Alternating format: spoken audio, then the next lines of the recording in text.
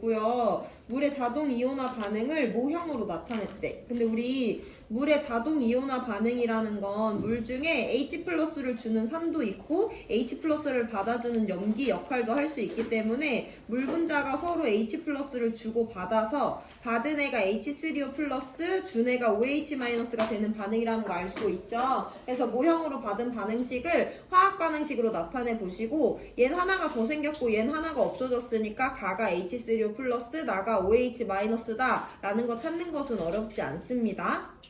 자, 그럼 보기로 내려가 볼 건데 25도씨 조건에서 물에 염산 넣은 거, 수산화 나트륨 수용액 이 세 가지에 대해서 보래요. 그럼 물도 물이 과량인 거고 물에 염산 넣은 거면 염산 수용액이니까 여기도 물이 과량인 거고 수산화 나트륨 수용액도 물이 과량이니까 이 세 가지 용액은 모두 다 물의 자동 이온화 반응이 걸려 있어요. 그 말은 이 가역 반응이 동적 평형에 도달했다는 거기 때문에 얘네들은 모두 다 KW, 즉 H3O 플러스와 OH-의 농도 곱이 일정한 값으로 나타나는데 셋 다 25도씨니까 세 개 용액에 모두 다 KW가 1 곱하기 10의 마이너스 14라는 주어진 값을 적용을 해볼 거예요.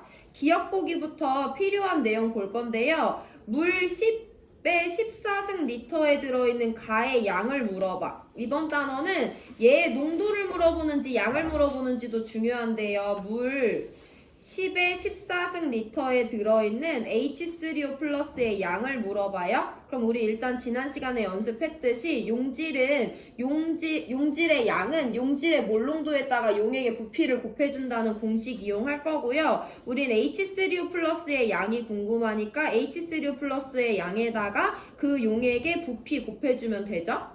근데 그 부피가 10의 14승 리터라고 준 거니까 우리는 물에서 H3O 플러스의 몰농도만 알아내면 되는 거지. 그럼 이제 물에 대해서 알고 있어야 되는 거 서술합니다. 순수한 물은요, 꼭 중성이라는 걸 여러분들이 알고 있어야 돼요. 그럼 여기부터는 이제 개념 시작인데 중성은 어떤 용액을 중성 용액이라고 해요? 우리가 지난 시간에 정의 배웠지, 용액의 액성. 누구와 누구의 몰농도가 같은 H3O 플러스와 OH-의 몰농도가 같은 용액을 중성 용액이라고 해요. 이거 여러분들이 서술할 수 있어야 돼요.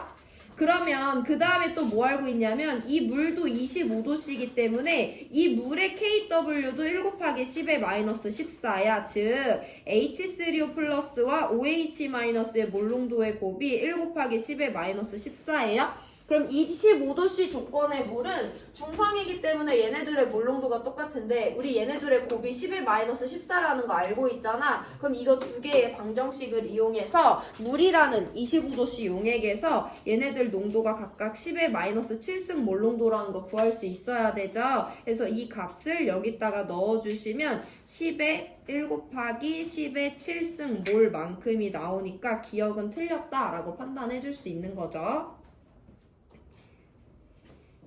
니은 볼 건데, 디귿 먼저 볼 건데요. 디귿은 0.1몰 농도 NaOH 수용액에서 이 둘의 곱이 10의 마이너스 14승보다 크니. 그럼 결국엔 이 용액 안에서 KW가 1 곱하기 10의 마이너스 14승보다 크냐는 거지. 얘 몇 도씨래?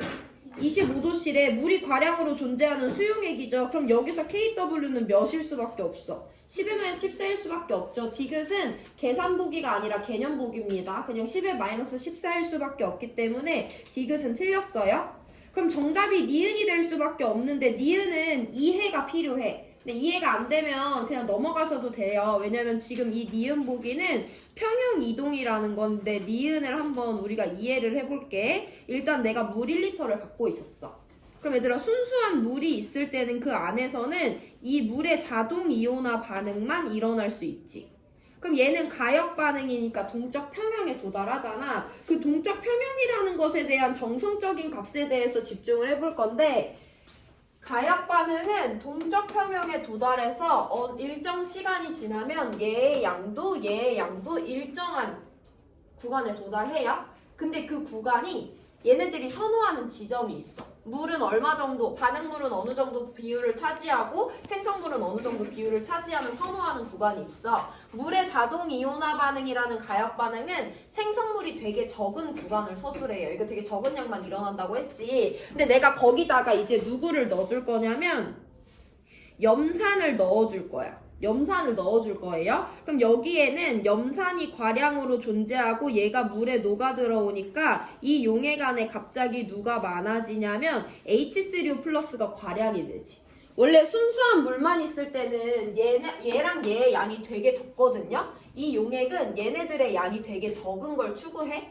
근데 갑자기 얘가 들어옴으로써 얘네 둘 이온이 만들어졌잖아. 그럼 누가 갑자기 많아진 거야? 이 용액 안에. 원래 얘네 둘만 있었는데 얘네 둘이 갑자기 들어왔어요. 그럼 H3O 플러스의 양이 갑자기 늘어나지. 물론 그 H3O 플러스는 이 반응에 의해서 형성된 거긴 하지만 어쨌든 여기 만들어진 용액 전체를 봤을 때 이 물질의 양이 많이 늘어난단 말이야. 그걸 자연은 싫어해요. 얘네들은 이들의 양과 이들의 양의 일정 비율 추구하는 비율이 있거든. 그럼 얘가 갑자기 많아졌어. 그럼 어떻게 되냐면 얘를 줄이는 방향으로 평형이 이동해.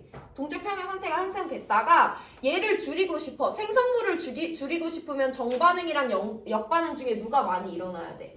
역반응이 우세하게 일어나야 돼요. 그래서 얘가 딱 들어오는 순간에 원래는 정반응과 역반응의 속도가 같은 동적 평형에 도달해 있었는데 염산이 들어오는 순간 하이드로늄 이온의 농도가 갑자기 높아졌기 때문에 이걸 다시 줄이기 위해서 순간적으로 정반응보다 역반응이 빠르게 일어나는 구간이 있어요. 그러면 나는 얘를 줄이기 위해서 역반응이 빠르게 일어나지만 사실 얘만 없어질 순 없잖아. 누구도 같이 없어져야지. 얘도 같이 없어져야지 역반응이 일어날 수 있죠. 해서 염산이 들어왔으면 얘 농도가 갑자기 늘어나서 얘를 줄이기 위해서 역반응이 일어나는데 그럼 그와 동시에 OH-도 역반응의 이 반응의 생성물이기 때문에 OH-의 양도 줄어들어요. 그래서 니은이 맞구나 라고 한번 받아들여 보세요. 이따 마지막 수업 말미에 한 번 더 설명드립니다. 어쨌든 자연은 자기가 추구하는 방향이 있어요. 니은 보기와 같은 건 화투의 평형이동이기 때문에 우리 시험에 직접적으로 나올 확률은 적지만 어쨌든 그것을 이해하면 오늘 문제풀이에 도움이 되는 게 있으니까 최대한 이해해보시고 여기까지 해서 2점 문제 마무리하고요. 2분 뒤에 3점짜리 4번 풀 거니까 문제 한번 읽어보세요. 4번까지는 워밍업으로 풀고 그 다음부터 계산 문제 쭉쭉 풉니다.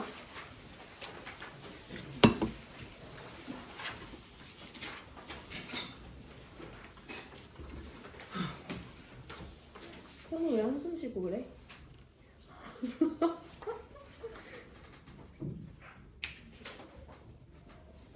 성은 오늘 뭐 이렇게 열심히 적어? 필기야? 아, 나 뭐야 그거? 성찰일지? 수업 시간에 성찰일지? 우와. 와 미치겠다. 수업 시간에 성찰일지를 그렇게 열심히 적는다고? 옆에 무경이나 깨워. 무경아 너 어떻게 이렇게 수업 시작과 동시에 잠에 푹 빠졌어?